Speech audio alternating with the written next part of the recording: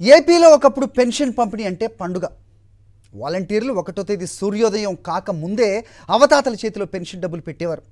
ఇప్పుడు ఎన్నికల నిబంధనల ముసుగులో చంద్రబాబు బ్యాచ్ ఈసీకో లేఖ రాయించి వృద్ధులకు కొత్త కష్టాలను తెచ్చిపెట్టింది.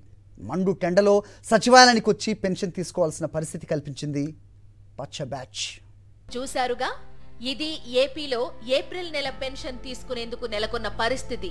సీఎం వైఎస్ జగన్ గత 58 నెలలుగా పెన్షన్లను నేరుగా లబ్ధిదారుల ఇంటికే అందిస్తుంటే అది చూసి ఓర్వలేని చంద్రబాబు ఎన్నికల కోడ్ ముసుగులో నిమ్మగడ్డ రమేష్ చేత పిటిషన్ వేయించారు.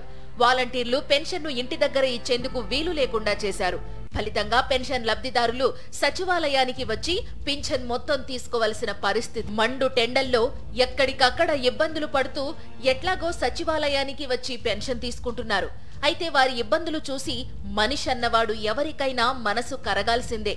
కొందరు పడుతూ లేస్తూ వస్తే ఇంకొందరు తమ కుటుంబ సభ్యుల సహకారంతో సచివాలయాలకు వెళ్లారు. వారి ఆవేదన అంతా ఇంతా కాదు. అడుగు తీసి అడుగు వేయలేని తమలాంటి వారిని ఇబ్బంది పెడితే చంద్రబాబుకు ఏమొస్తుందని వారంతా ఆవేదనతో ప్రశ్నిస్తున్నారు. ఇప్పుడు ఇబ్బంది ఉంది సార్. జగన్ ఉన్నప్పుడు 1వ తేదీ పొద్దునే 6-7 గంటలకు పింఛన్ వస్తున్నాయి. ఇప్పుడు 3వ తేదీ అయితే కూడా ఏ వాలంటీర్ రావడం లేదు. మనకు ముఖ్యం వాలంటీరే కావాలా, ఎవరు కాదు. మనకు పింఛన్ ఇచ్చేవాళ్ళు, మన ఇంటి ముందర బియ్యం ఇచ్చేవాళ్ళు, అంతకన్నా సవాలం ఏ ప్రభుత్వం చేస్తుంది సార్. మేమైతే 1వ తేదీ రోజు మాకు ఇంటికాడ తెచ్చి ఇస్తుండ్రి. మేము అక్కడ పోవాలంటే మాకు చాలా కష్టం అవుతుంది. ఎందుకంటే మనుషులు ఎక్కువ ఉంటుంది అక్కడ. ఒకరికొకరు ఇంకా కొట్లాడుకున్నాలా, ఒకరికొకరు మంచిగా మాకు చాలా ఇబ్బంది అయిపోయింది. మాకు ఇంటికాడ తెచ్చి ఇవ్వాల. ఎందుకంటే మాకు జగన్ వచ్చినప్పుడు చాలా మంచిగా ఉంది. మాకు వాలంటీర్ల కారణంగా చాలా సమస్యలు సునాయాసంగా పరిష్కారమవుతున్నాయనేది అంగీకరించాల్సిన విషయమే. ముఖ్యంగా 1వ తేదీన నేరుగా ఇంటికే వచ్చి సూర్యోదయమైనా కాకముందే పెన్షన్ చేతిలో పెట్టిన పరిస్థితి ఉంది. ఎవరైనా అనారోగ్యంతో ఆసుపత్రుల్లో ఉంటే అక్కడికే వెళ్లి బెడ్ మీద ఉన్న పేషెంట్లకు కూడా వాలంటీర్లు పెన్షన్లు ఇచ్చేవారు. గత 58 నెలలుగా ఇదే జరిగింది. అవ్వాతాతల ముఖాల్లో చిరునవ్వులు కనిపించాయి. ఇప్పుడు ఎలక్షన్ కోడ్ ను అడ్డుపెట్టుకుని చంద్రబాబు చేసిన నిర్వాకంతో తమకు ఇలాంటి పరిస్థితి వచ్చిందంటూ లబ్ధిదారులు మండిపడుతున్నారు. లైన్లో పెట్టాడు, మునుపు పెట్టాడు, పాల పొయ్యి తెచ్చి సచ్చా నుంచొని లైన్లో ఈ లేదు ఆ యాలీడు మళ్ళీ తెల్లారీడు లైన్లో కూర్చోలేను, నేను నుంచోలేను. ఎవరు ఇవ్వాలి నాకు? పిల్లిగట్టం వడ్డీ చేసింది, వాళ్ళని ఎందుకు తీసేయాలా?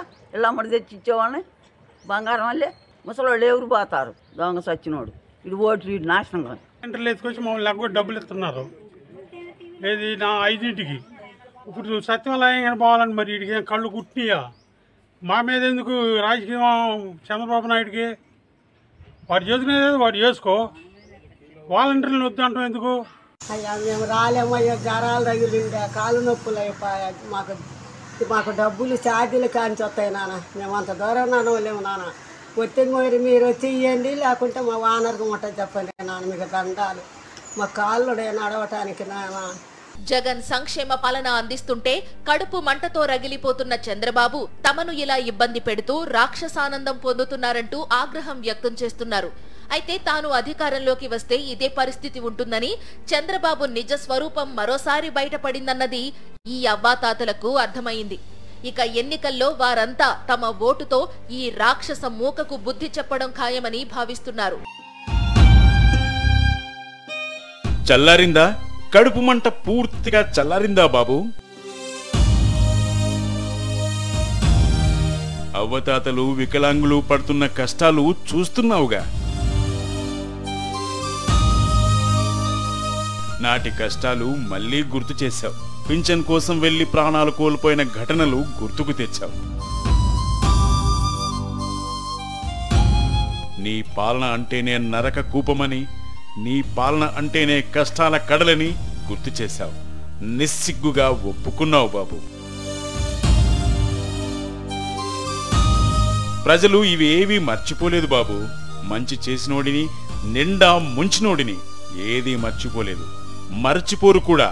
తగిన శాస్తి చేస్తారు, చేసి తీరతారు.